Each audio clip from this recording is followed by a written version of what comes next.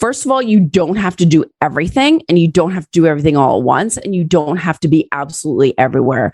The key is to know your audience and what their habits and what they're doing, how they consume information, and even your own personality. Most hosts never achieve the results they hoped for. They're falling short on listenership and monetization, meaning their message isn't being heard and their show ends up costing them money. This podcast was created to help you grow your listenership and make money while you're at it. Get ready to take notes. Here's your host, Adam Adams. Hey, podcaster. This episode's going to be a little bit different because usually, you know how we do every even or every odd number is either solo or an interview. For the next couple of episodes, probably like 4 of them, I'm going to actually push out interview episodes during solo episode days.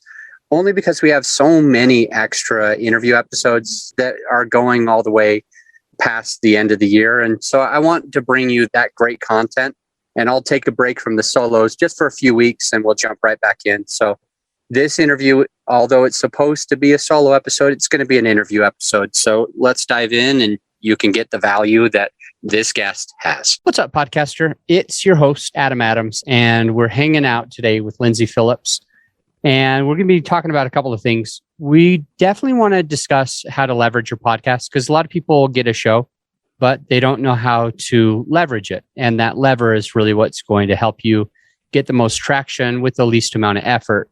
And so we're going to be talking about 4 tangible ways that you'll be able to leverage your podcast a little bit better. And nobody's better at sharing this than Lyndsay Phillips, who has the podcast called Leverage Your Podcast. Literally, that's what it's called. So we're going to be talking a little bit about that. And I'll probably also have a few questions about her podcast journey and things that she's done in her business life and if we should be thinking about those as well. So Lyndsay, let's just start here. The listener already has your bio. They've also got the link to your podcast so they can check it out. So I just want to go straight into these 4 ways that can help us to be able to get more traction with less effort on our show. You betcha. Yeah, it's amazing how many, there's so much time and effort, as you know, to put into a podcast, right? Whether you're hosting or even guesting, and then you're promoting it and, your time and your knowledge. And it's a shame when I see so many podcast hosts that don't leverage it. And meanwhile, they're burning the candles at both ends, doing videos, doing blogs, doing the podcast, trying to be on social, and there's so much to do. So it's to me, I'm all about efficiency. Kill, a couple birds with one stone and leverage the heck out of it. So through that, I did create a system so that, you can create authority boosting content without killing yourself. Now, I do want to preface that I built the system mainly for podcast hosts, but a lot of the principles can also be taken for those that are guesting on the podcast so that they can leverage that opportunity too. Because you've probably seen it, Adam, you're a guest on a show and they're like, yay, I was a guest on the show. And that's it. So do you want me to just go through the steps? Yeah. What's number 1? You betcha. So the first one is to publish for results. Now, a lot of podcasters miss that opportunity of publishing their podcast on their website. Sometimes its own little platform, or they're using their podcast host as the platform. Where really you want to push traffic to your site as much as possible because that's where they get to know you. That's where they check out other resources. That's your opportunity to convert them to a lead and get on your e-list. And obviously for them to see your services and then hopefully convert to be a client. And obviously from an SEO standpoint, you can create, just like you do a blog post, you would create a podcast post with show notes, graphics, call to actions. You can put in the video embed. It's such a huge opportunity to gain more leads and gain more clients. So I'm taking some notes here, and this is what I've got so far. The first thing is you want to publish for results, number 1. And what many people miss is getting things on their website. You're suggesting to push the traffic there. share resources there so that they have access to them. You can get more leads, get more people on your email list, improve your SEO, embed some video there, and even maybe do your transcriptions to grow that. So when you say publish for results, that mainly means that you want people to go to your website, or so understanding? No, that's exactly it. So publish it as a post on your website. So just like you have a blog category, you can have a podcast category. And when you think about it, like when you go to a blog post, and in this case, it would be a podcast post, there's that sidebar, that real estate on the right-hand side, that is super key. You can have like buttons to like listen on iTunes, but you can have, check out my Facebook group, or, buy this thing, sign up for this free course, or whatever it may be. It's just like a no-brainer to convert those listeners to leads. Okay, so if we're used to wanting the podcast itself to grow, and we're trying to just like push people to just the podcast or something like that, we need to rethink, in your opinion, and have our people move from the podcast platform to our website? That's a great question. So everyone's a little bit different. And for me, I'm kind of like, why limit yourself on, it's kind of like those people, and I'll get to this in just my second step, but like, you don't want to limit yourself on where you are. And yes, people are going to listen on iTunes. Yes, people are going to listen on Stitcher, but a lot of people actually listen on the podcast page where the player is. So they can listen right there on that post. And like for me, in my stats, most of my listeners actually listen on my website, which even surprised me, honestly, Adam. I thought, of course they're going to be, you think, they're all going to be on iTunes, right? But like your stats with Libsyn or wherever, it'll tell you kind of like where people are hanging out. And so when I promote my podcast on email, LinkedIn newsletter, wherever, I'm pushing the traffic to go tell them to listen on my post page. Yes, I also have buttons on there to like go to iTunes, go to Stitcher, go to their favorite like player.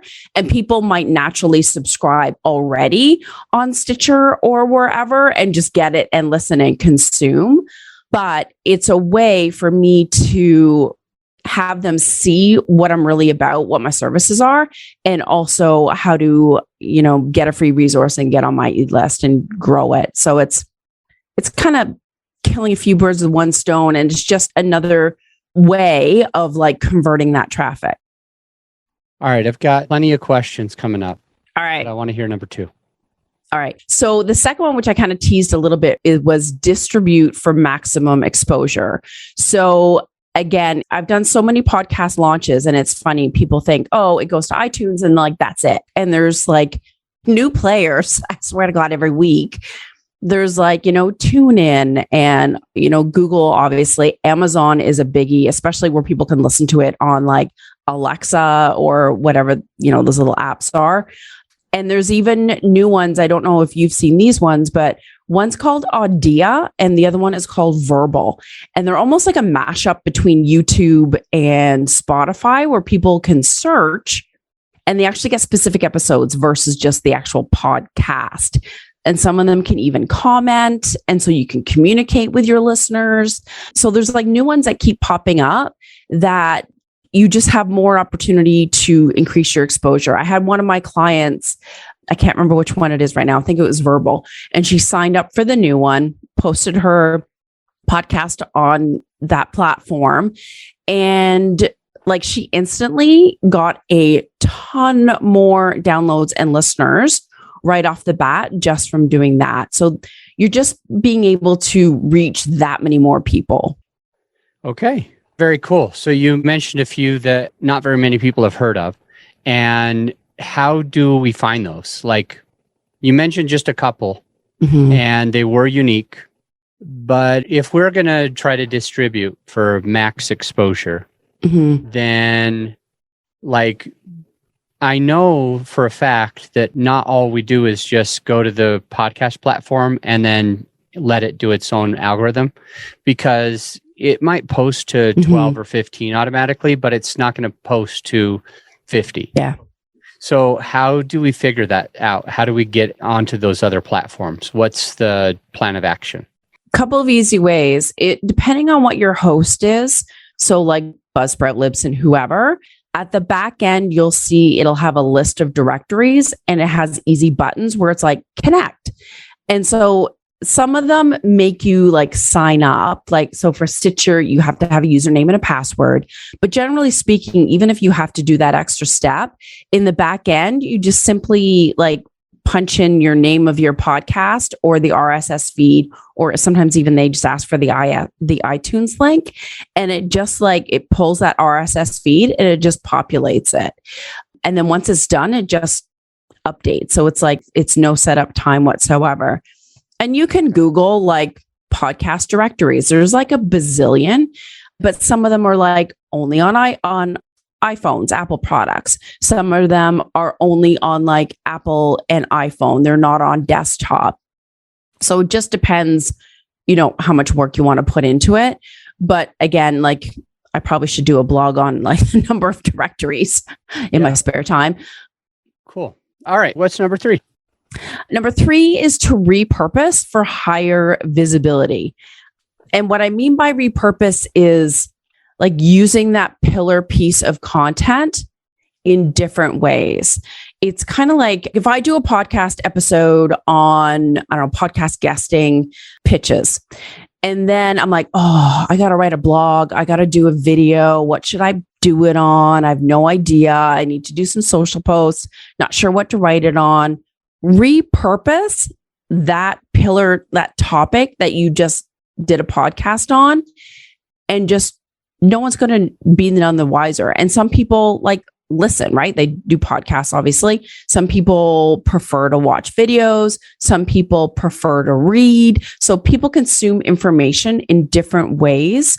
So don't be afraid to use that topic and be like, oh, I'm going to go live next week and do a third of the topic that I spoke about on that podcast.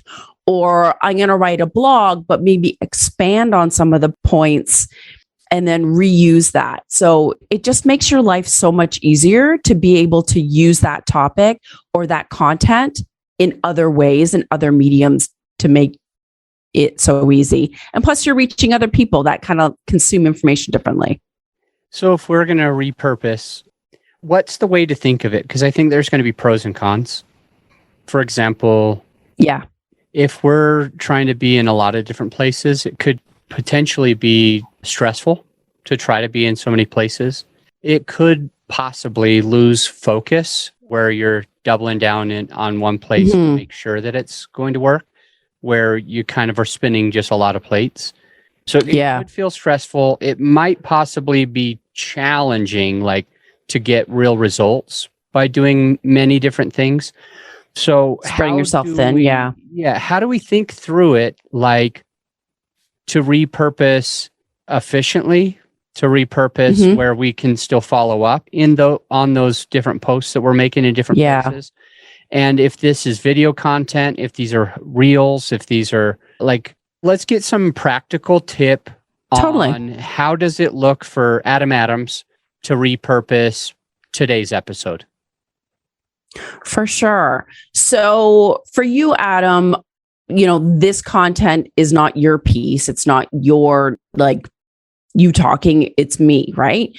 So you could easily, let me backtrack a little bit. First of all, you don't have to do everything, and you don't have to do everything all at once, and you don't have to be absolutely everywhere.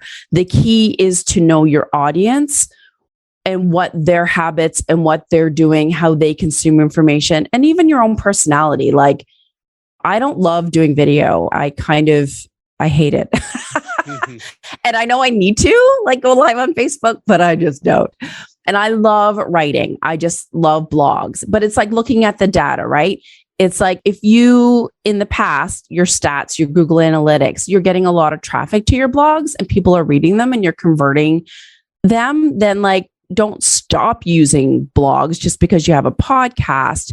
you can just use the show notes and the topics of things that I've just spoken about in this episode, and like hire a writer, even if you wanted to like pull these major points out, expand on a few of them, and write a blog on it. So that's just one idea. Or you, Adam, could go live on Facebook in 3 weeks' time, let's say. And, hey, I was reflecting on an episode that I did with Lyndsay, and we talked about this, and it made me think of this. And she raised a couple of points that I liked, blah, blah, blah, blah, blah. And then so you're visible in front of your audience. You're almost like giving like a recap or your own take or your own insights on the podcast episode that you did. And plus, because you're going live, you're inflecting those algorithms and notifications so people can watch. And then you also just tease the podcast episode so they can go back a couple weeks and listen to it. So that way you're achieving results on the Facebook platform, also seeding and mentioning your podcast in hopes that they'll go back and listen to it. And it's easy content. It's just you going live and talking about something that you already experienced and someone else already spoke about. So it's super easy. So again, it's just kind of like getting your brain outside of the box, that you don't have to bang your head against a wall to figure out, what am I going to talk about when I go live next week? If I love writing blogs and I do 2 a month, I don't have to what the heck am I going to write about? And you're sitting there staring at a blank piece of paper. You have your podcast, you have those episodes that you guested on, use those topics again in different ways. Yeah. How about Does that help? Yeah, that's very helpful. How about number 4? Let's jump in. For sure. This is my favorite. So this is multiplying for consistent content and obviously your sanity. So I'll kind of explain what I do and then also what I do for my clients. So like Adam, I had you on my show not long ago, which was awesome. And I used the video portion of the podcast, put it up on YouTube. But I also take little bits and pieces of the nuggets of wisdom that you shared on the podcast. And so I made an audiogram. I made, or my team made it, a couple of short videos that were little sound bites of tips that you gave. So those square videos that can go on social, go on Instagram, and so on. I also created other standalone social media posts that are quotes that you've said or tips. I've also created posts that simply ask a question about part of the conversation. Hey, what are you thinking about this? What do you normally do? Do you prefer A, B, and C? So it's kind of trying to get more engagement out of your social media audience. And then it's just it's super easy content to create because you've already got that foundational piece of content. I already have all these awesome things that you spoke about, Adam. And so I just have to extract the little pieces, make social media, make those audiograms and videograms, and boom, I have content for a week and more. So it's it's super easy and it's branded for the podcast, showcases you, and yeah, it's easy to create. So I want to differentiate 2, 3, and 4 better in my mind. So I need your help. One of them is to distribute for maximum exposure. That was number 2. It seems pretty self-explanatory. This just means that it's a full episode, but I'm getting it on as many places as possible. Is that right? Yeah. So don't just rely on iTunes or Stitcher. There are others.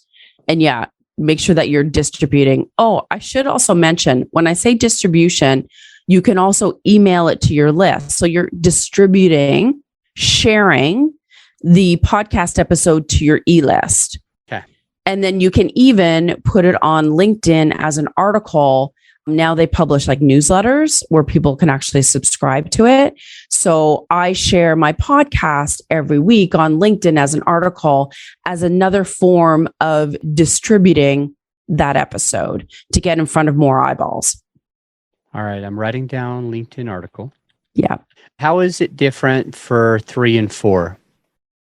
3, it's to repurpose for higher visibility. using content in different ways. 4 is multiplying for consistent content and to help your sanity by doing videograms, audiograms, social media posts, quotes, tips, and asking your audience about the content and getting engagement. What is different between 3 and 4? If just to help me to really make sure that I'm pushing them together. Totally.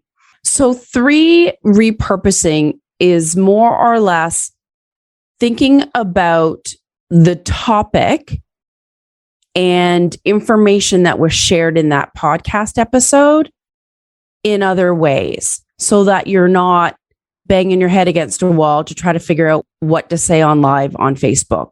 Or if you are writing blogs, oh my God, what am I going to write about? Or if you are creating short videos on YouTube to grow your YouTube channel, and that's one of your strategies, you don't have to try to think up new topics. You already have a backlog of all these amazing podcasts that you've done, whether you hosted or guested. Just reuse that topic and the bullet points that were covered. Okay. And multiplying for consistent content, what do you do differently there? I know there's videograms and audiograms. Is this where you're chopping up Yes. content that was slice recorded? and dice? So number 3 is kind of like, be okay with Reusing. taking those ideas that came before and expounding on them or condensing them to absolutely make more new content, but underneath the same thing that your listener wants. And number 4 is you've already recorded this. You've already got all the images. Now it's how do we promote it? How do we get those unique things in front of different people on different platforms? Is that right? Or am I? Yes. Okay. Totally. And so by multiplying, it's like, let's say you did a podcast on, I don't know, the 10 ways to build a boat. And then, so you can be like, okay, there's 10 points. You can write a social media post that is just that third point. Hey, did you know you can do this? Blah, blah, blah, blah, blah. Yeah. Or like, if you have those 5 things, 10 things, you can take this one and make it a social media post or a question or a quote, depending on what the heck it is. So you're pulling, I call them snackable bites. So you're pulling out little standalone bits of information, and then it just becomes a social media post. Because some people consume by scrolling and they're just like, ooh, that little tiny tip is good. So they may not necessarily click and link outside to your post, listen and consume the whole podcast. Hopefully you have piqued their curiosity and they're like, I like that tip. I need to listen to the whole episode. But you know what people are like when they're scrolling. And I've seen it on like, especially LinkedIn, where I've just done like a tip. Actually, there was one that it was one of your tips and someone commented on it and they're like, oh, that's a good tip, blah, blah, blah, blah. And they finished commenting on it, but they got value just from that little tiny tip that I shared. Awesome. So I'm going to probably ask you a question here. I'm going to go through these 4 things. So if you got your paper and pen ready, get ready to write down. Publish for results. This basically is talking about the website, SEO, etc. Number 2, distribute for maximum exposure. And this means making sure that the RSS feed goes to as many places as possible, and you're even sending things to your email list. If you're publishing it, if you're doing the work anyway, get it in front of people. Number 3, repurpose means the content that comes out of any episode, you can expound on it, narrow it down, pick just one point, one tip, one trick, or go into more detail after having an interview or even a solo episode. Number 4 is multiplying for consistent content. And this means to create ways of marketing that content, getting in front of people. And a big tip that we got was engagement. And you've heard me say this on this show before, ask, don't tell. When we keep telling, people are scrolling. They're going past it. When we're asking, we're doing a pattern interrupt. We're having them think, and they're stopping the scroll. That's what you want. You want to stop the scroll. And Lyndsay mentioned how to stop the scroll. And she mentioned, as you're doing these audiograms, one of the things you can do is you ask questions about the content, because that gets the listener to think. And as you ask, they engage. And because you're stopping the scroll and because you're getting engagement, ding, ding, ding, guess what also happens?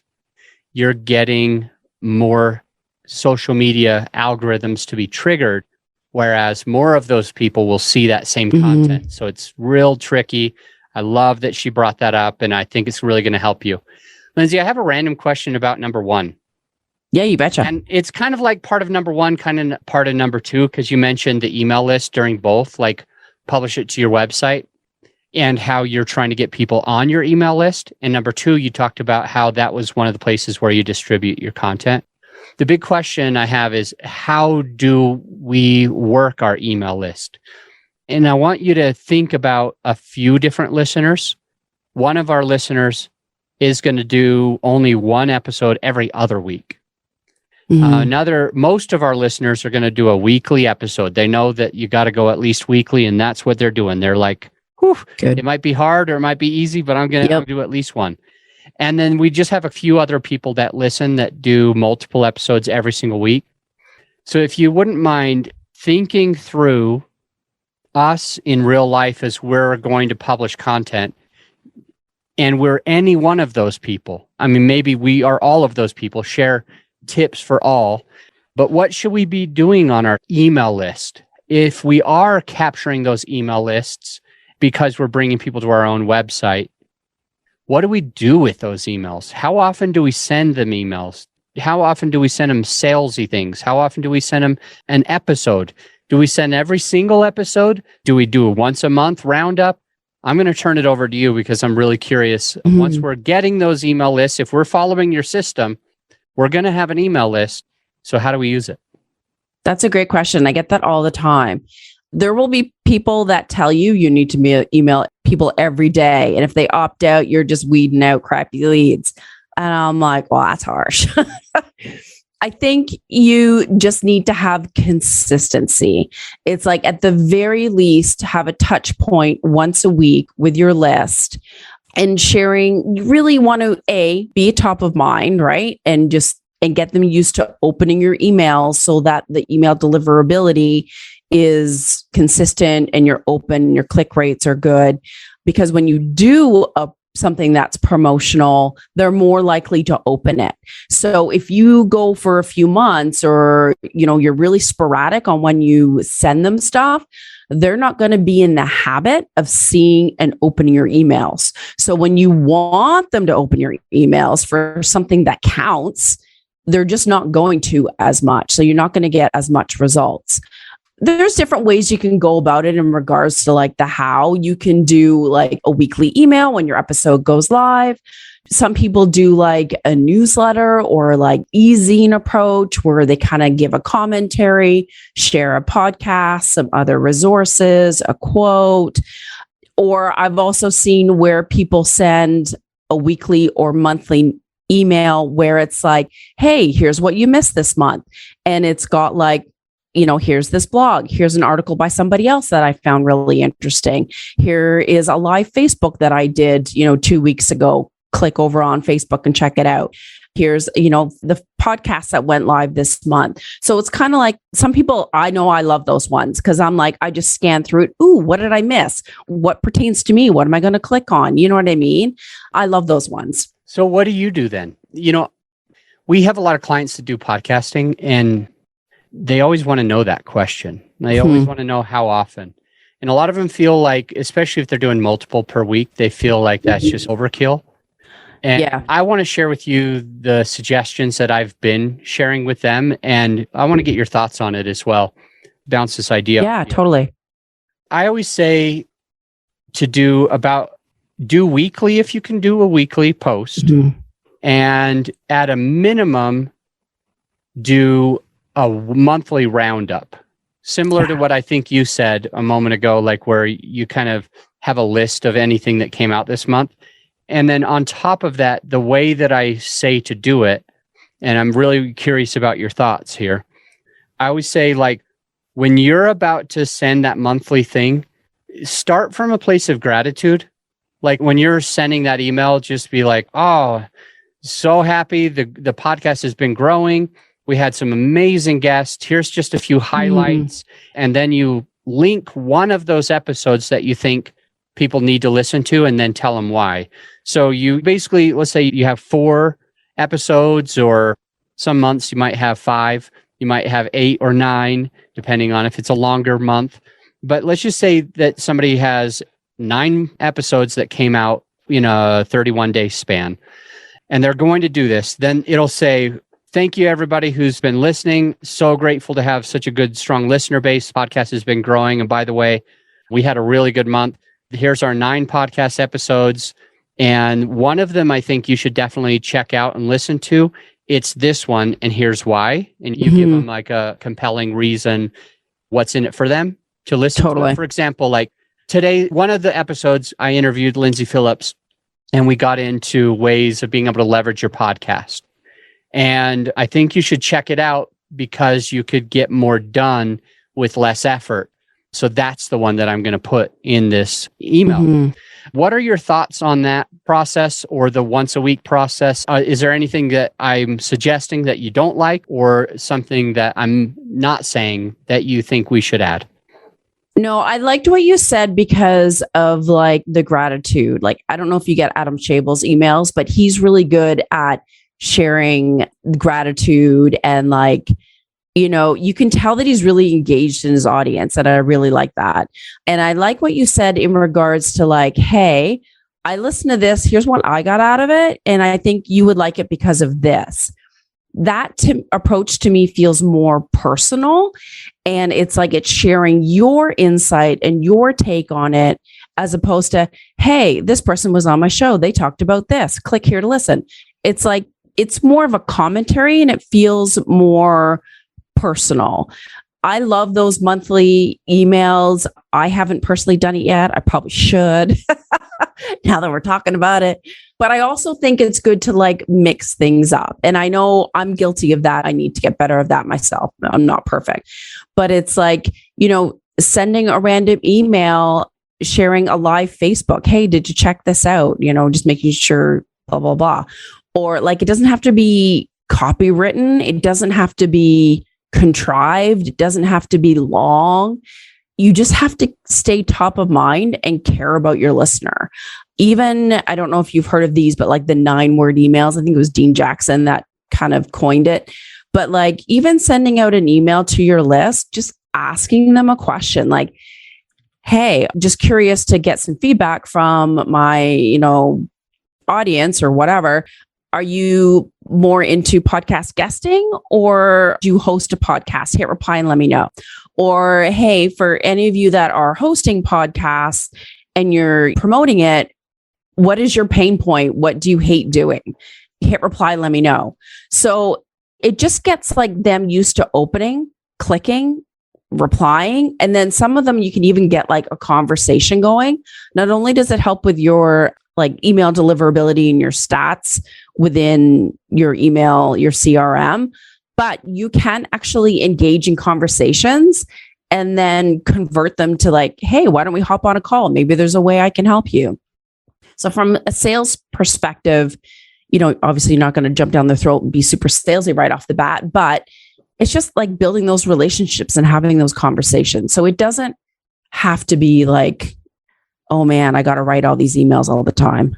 Yeah. Good stuff. A lot of good stuff on those 4 things. I do have 2 more main questions that I want to ask you. Yeah. We're going to take a break here in a moment, and then we'll come back and we'll jump into these. But just so that the listener knows, Lyndsay was featured in a few different places like NBC and Fox, and we could just keep going. And so I want to talk a little bit about how she got on there, and if we should be thinking about doing that, and maybe how we could do it. And then I definitely just want to get her absolute best advice for somebody who's brand new and starting a podcast to make sure that they're going in the right direction. So we'll do that here in just a moment, but we'll do a sponsor first. Hey, my friend, as you know, this episode is sponsored by my company, growyourshow.com. We want you to be able to have the best tools at your disposal without costing you a whole arm and a leg. So right now you can get a free list of vetted equipment that like mics, mixers, webcams, sound treatment, editing software, everything that you need. I created the whole PDF with direct purchase links just to save you time and money, to help it be more convenient for you. So this free PDF will help you skip all the guesswork. If it's on there, it's vetted and approved by yours truly. And if it's not on there, it's probably not worth the money. So go ahead and get yours at growyourshow.com/PDF. Let's get back into the show. All right, we're back with Lyndsay Phillips. And as I mentioned to you a little bit before, she has been on MSN, NBC, Fox, Huffington Post, on noteworthy other podcasts as well. So I want to talk about first question is a yes or no. Should we be thinking about getting our name out the way that you have? From an authority boosting standpoint, yes.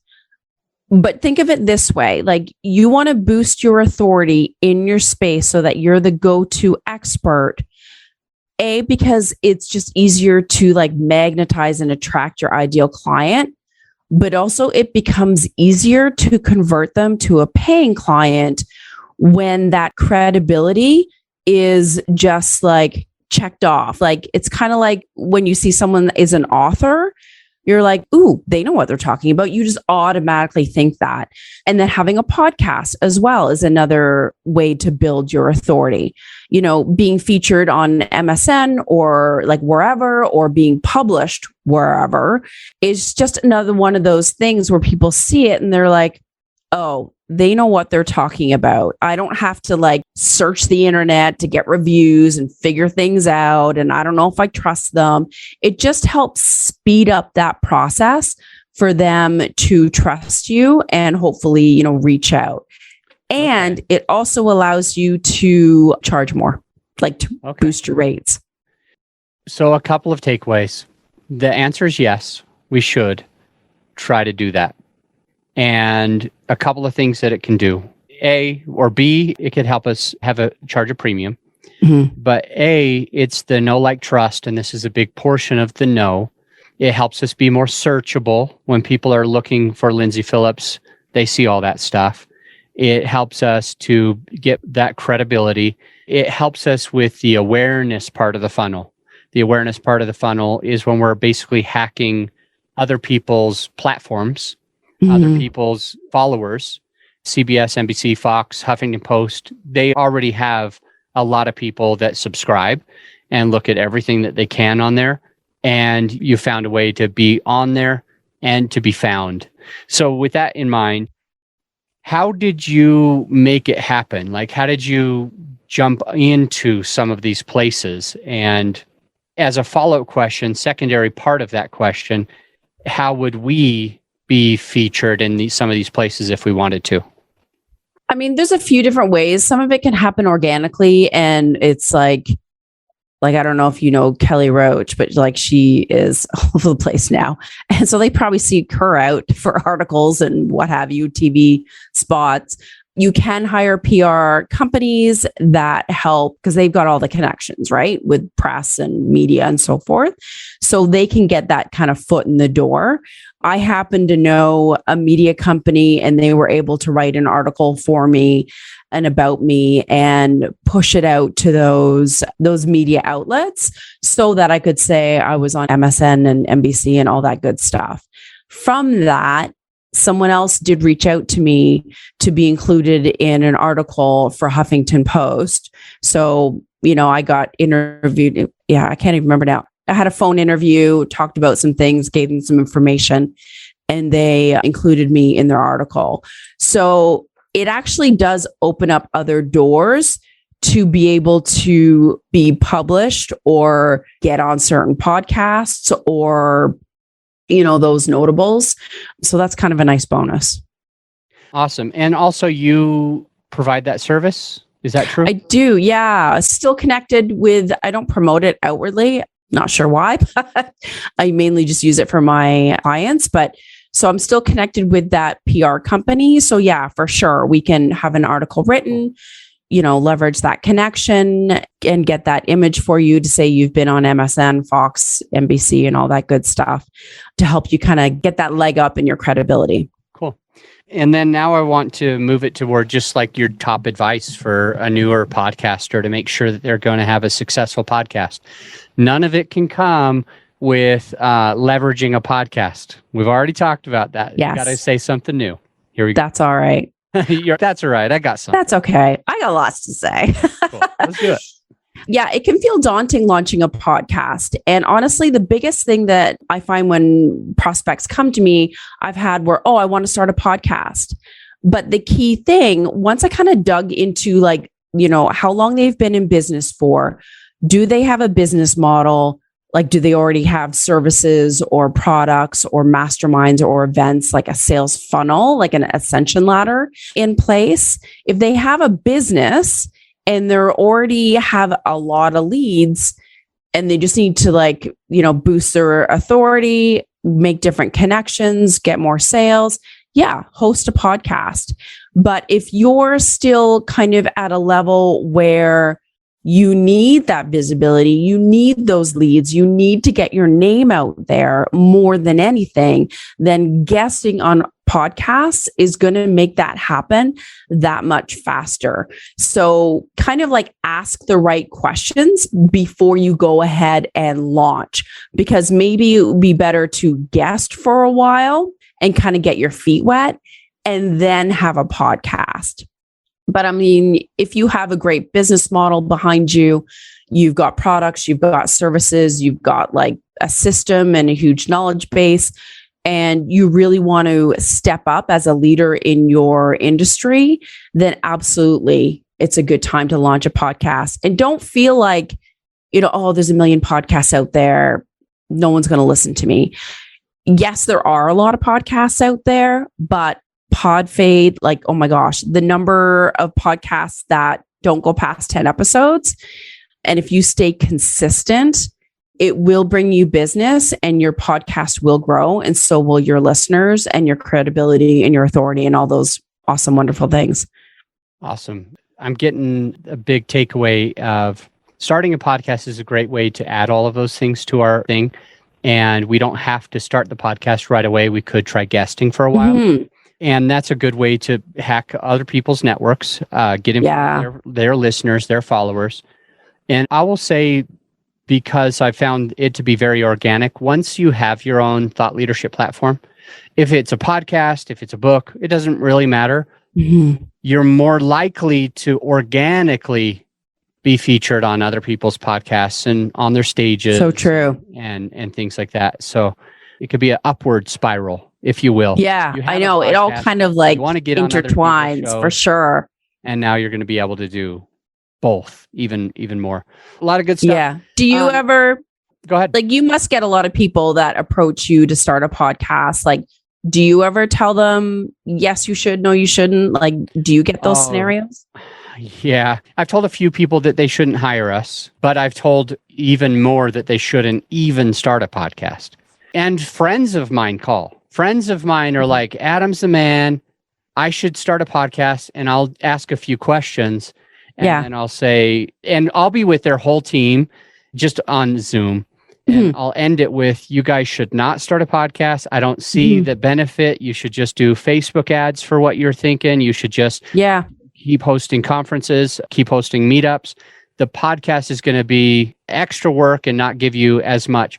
So there is a small percentage of people, but lots, because I'm doing probably 4 or 5 discovery calls every week. And we'll say on average, 1 out of 10, I'm like, you should not spend your time with a podcast. But most of them, I'm like, let's do it. And I can help you and it's going to help you. So yeah, you're right. There's some people that just shouldn't. No, I agree for sure. And people are like, what? I'm like, not that I don't want your business, but I can't consciously, or whatever the word is, it doesn't logically make sense to me. And I'm like, I don't want you to spend your money when your business isn't ready for it. I had one person argue and keep throwing things out there to me.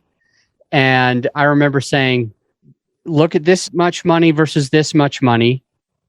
It seems like you just really want a podcast. If that's where you are and you're okay with it, just that you want a podcast, I'll help you. But just know you're going to get as much value doing these other things that they were already doing. I don't want the listener today to be like, maybe I shouldn't start a podcast. You probably should. You've been listening for a long time. But if you get on a call with Lyndsay, if you got to get on a call with me, here's at least one thing you'll know. If we don't think you should, we'll tell you. We're not going to waste your money. We'll be honest. Time. Yeah. So just remember, you probably should. Most people will get value, but there's some people that want to have a podcast, but it becomes time and money that is unnecessary for them to spend. Agreed. Time or money. Yeah, for sure. What a great way to end. There you go. Today. I'm going to let you go, Lyndsay, and let me share to the listener.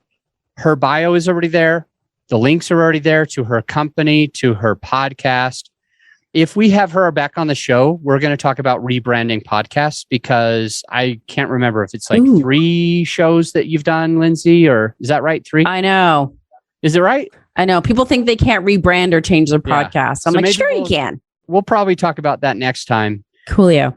And if you're listening, you probably know, because you might have listened to other episodes, that every other episode on this show is a solo episode where it's me and you just having a conversation instead of me with a guest. So keep listening. That next episode's coming right up. See you there. If you're glad that you checked out the podcast today, if you got some value out of this episode, some actionable takeaways, I invite you to do one of 3 things. A, you could do a written review on Apple. Let us know what you think. Just an honest written review. B, you could share the podcast with a friend of yours who needs it. Or C, at the very least, implement what you've learned to take your business and your podcast to the next level. And I'll see you on the next episode.